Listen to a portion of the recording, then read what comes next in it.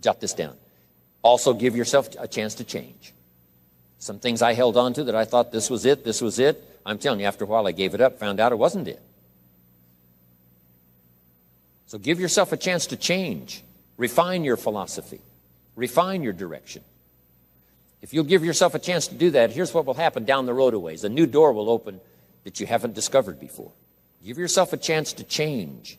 Reevaluate.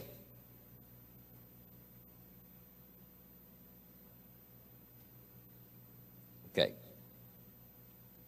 So let your library be a testimonial of your dedicated interest in accelerated personal development, that you will read whatever you have to read, you will hear whatever you must hear, and you will watch and see whatever you must see in order to make your life refined and worthwhile and achieve all of your purposes. That's what I want this stopping station to be these 3 days. Just to come here and sit for a while and listen and ponder and take notes and work hard and see if you can't absorb, get all that you possibly can here so that it will start to refine your life even before you get on an airplane and fly back to wherever you came from, before you get in your car and drive away. What we share with you here, with whatever, all the rest that you've learned, this will be a catalyst to start a process even before you get home that'll start working for you. Some of you are going to set some goals. We're going to do the workshop tomorrow, designing the next 10 years. Hopefully you'll come up with some new promises, some new objectives, some new ideas. And by the time we're finished here, these 2-3 days, I'm telling you, you'll see yourself able to accomplish 2 times, 3 times, 5 times more than you ever thought was possible, which will make this cost of this seminar a small price to pay. And hopefully it'll make the time you spent here small price to pay compared to making this an investment in your future, in what will flow in terms of money and income and return and reward and respect and dignity and accolades, trophies, all the stuff that can be yours. A marriage that lasts forever, a friendship that nourishes you forever, things that you'll find that you'll keep and treasure for a lifetime. Hopefully this is one of those weekends. It takes a lot of effort to learn. It takes a lot of effort to grow. It takes a lot of effort to decide and debate.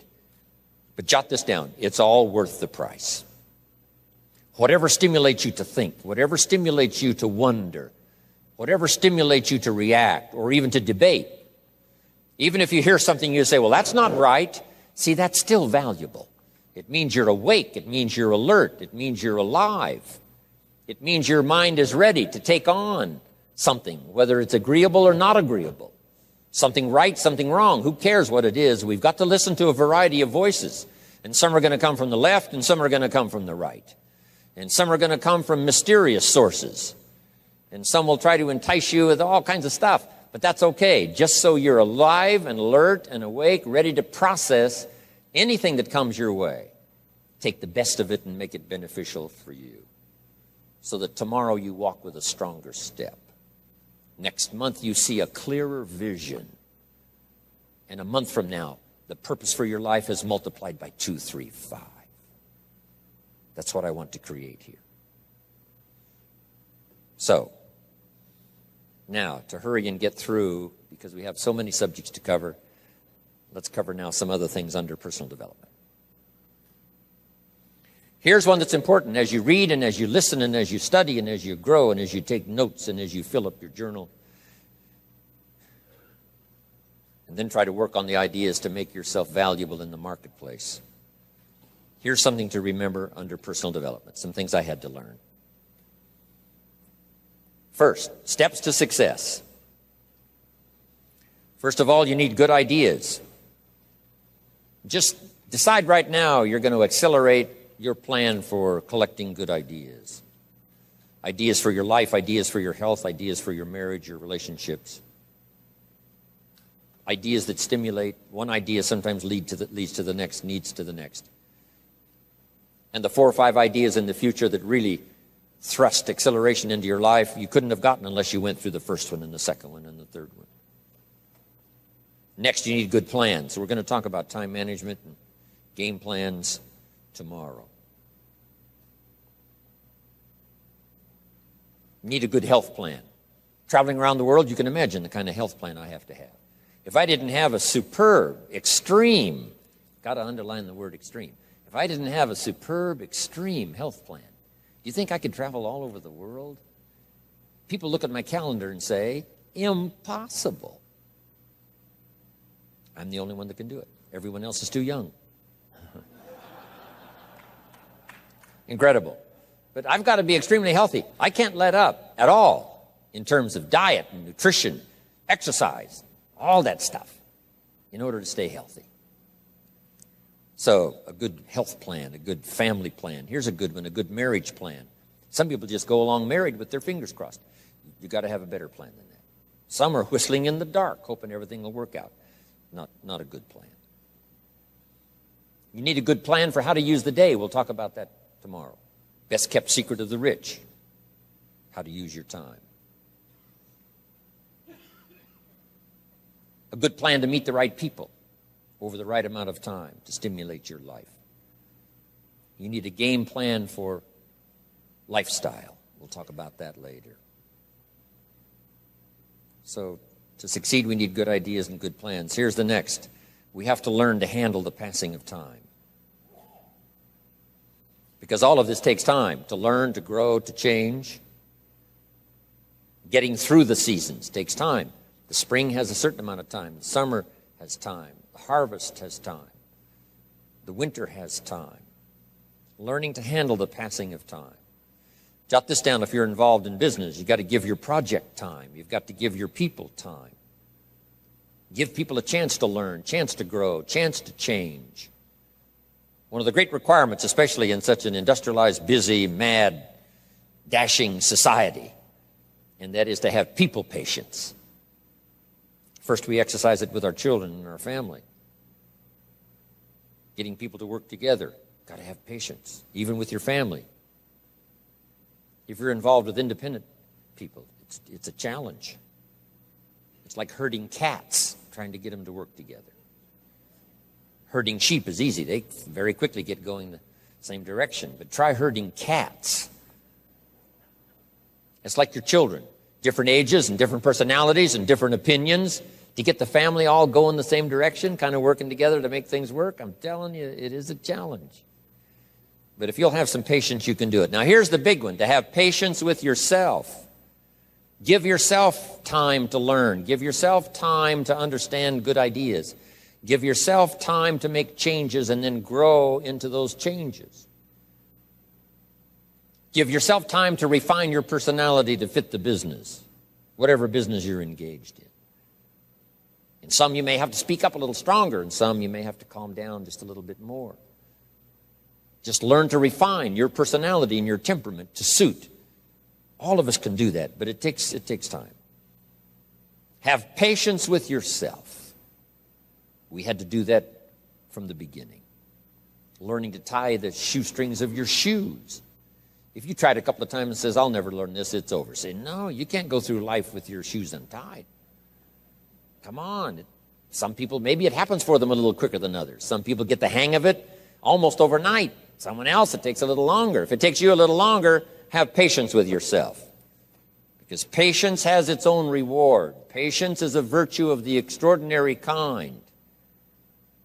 We have to have patience with our employers. We have to have patience with government officials. You've got to have patience with IRS. You've got to have patience with the Army. You've got to have patience with the FBI. Here's a good thing to remember while you're exercising patience. Usually enough good people will finally make it right. You just got to jot that down. Usually enough good people will finally make it right. Not everyone in the community is going to toe the line and do the moral thing. But let me tell you what, most will. That's how we create a society that we can live in. Most will. Every teenager will not obey all the rules and regulations and live a model life. Not everyone will, but jot this down. Most will. Enough will. When the good Lord recruited 12, not every disciple Not every one of the 12. But it was enough of the 12 to start a movement that's lasted for 2,000 years. Not everyone, but enough will. There's only been a couple of exceptions to that rule. One was the story of Sodom and Gomorrah. God was going to destroy Sodom and Gomorrah for their evil ways. Abraham had a friend that lived there. And Abraham implored and said, God, if I can go to Sodom and Gomorrah and find 50 righteous people, will you spare the city? And God said, Abraham, you've been such an excellent friend of mine. Yes, I'll spare the city if you can find 50. So he searches the city, can't find 50 good people. Comes back and says, Lord, would you take 40? God says, Abraham, for you, come on, I'll do it. If you can find 40. So he searches for 40, can't find 40. And he comes back and says, would you take 30? Good Lord says, Abraham, only for you will I reduce it to 30. Can't find 30. Can't find 20. Abraham said, this is my last request. Would you take 10? God said, only for you, Abraham. So he went searching for 10. And you know the story. Couldn't find 10. That's the exception to the rule. So he said, Abraham, get your friend Lot and his family out of there because the end has come. But that's the exception to the rule. So jot down the general rule. Most will. In a civilized society, most will obey the rules. In government, most will. Not every senator will, but what? Enough will to build a stable government and a future. Not everyone in the armed forces will, but enough will. Not everyone in the community will, but enough will. Not every teenager in this high school will, but I'm telling you, the most will. And that's how we survive in a civilized society, because most will. And that's a good feeling to know. Most will. Okay. So have patience. Next, under personal development, is learning to solve problems.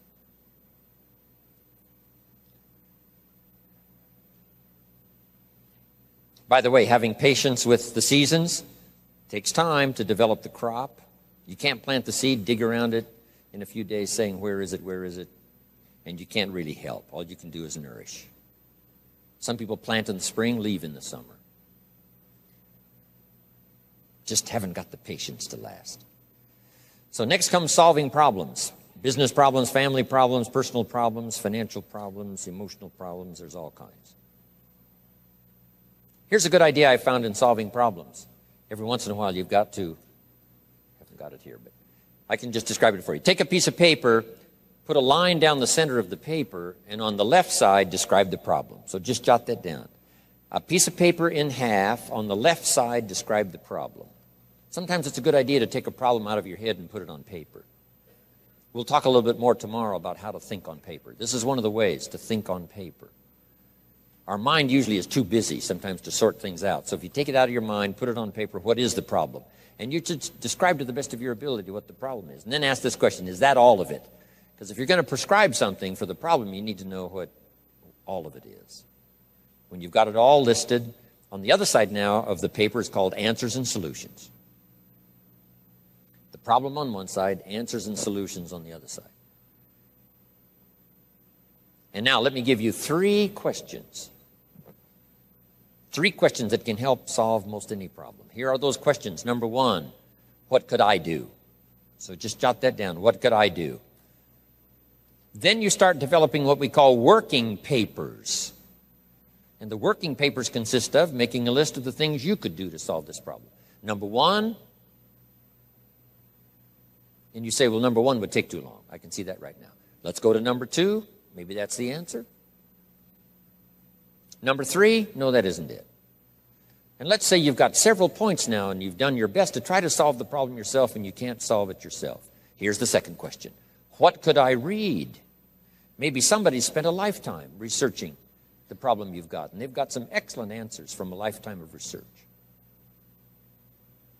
Maybe in your own journal you've taken notes before on something. You say, hey, I remember a class I took. Seems like there were some answers there, so you go back, do a little research. So under number 2 is research. And if you search, what?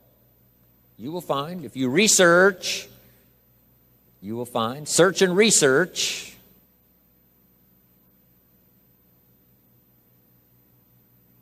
Now, research as soon as possible, because if the problem is severe, you don't want to wait till too late.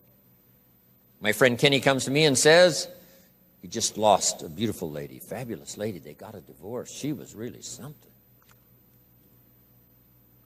Then after his divorce, he comes to me and says, you know, it's over. But he says, you know, something strange. He said, I found a book in my own library that I think would have saved my marriage if I had read it before my divorce. And it was a book entitled How to Live with Another Person. He said, I should have read that book a long time ago. He finally read it, but it was a little late. It's like reading a book on nutrition after you've had a heart attack, right? I mean, that's good. That is good. But gosh, it's so much better to read it before. Spare yourself the agony and the lost time and maybe the loss of your life. Now, if you tried to solve it yourself and you can't solve it and you've researched and it doesn't seem like you've got the answer, here's number 3. The third question is, who could I ask? Is there someone around me that might have the answer to my problem? Now, under that, put this. Don't ask first now. Try to solve it yourself. Develop some working papers. What you think you might do, that still isn't it. Here's some books I've read. This guy's crazy. This guy, no answers, haven't got it. Now I ask. But if you now can show your working papers to who you ask, you can't believe how swift the answer will come. All of us have heard this, but let's remind ourselves one more time and put it in your notes. We all love to help people who, first of all, try to help themselves. Back to the philosophy of deserve. I've tried to work it out, haven't got the answer. Maybe you can help me. Somebody is very willing to help you if they know you've tried first to help yourself. It works that way with our children, right? My daughter Linda, before she got married, used to travel a lot. She comes to me and said, Daddy, I'm headed for Thailand. I said, wonderful. She said, I've saved up my money. I said, fantastic. She said, I've got $1,000. I said, wonderful. She said, the kids wanted to go here, wanted to go there. I didn't go. They wanted to buy this, wanted to buy that. I didn't buy. I got my money put aside, $1,000. I said, Linda, unbelievable. You must be my daughter. That's fantastic. Now, she said, to make the trip, I only need a couple of thousand more. An easy 2,000, right? But she knew she couldn't get the whole 3. But she knew that if she worked hard to the best of her ability and put that first 1,000 together, the next 2 was easy, right? Okay. So, develop your working papers. Do your best to solve problems. Here's why you try to solve it on your own first. You need the mental and emotional muscle. You need the discipline. If you just quickly go to the answer, somebody that's got it, now you're not developing the muscle. You're not developing the discipline to solve your own problems, because there may come a day when there's no one else to ask. So you need the rhythm of learning, the rhythm of trying, the rhythm of seeing if you can do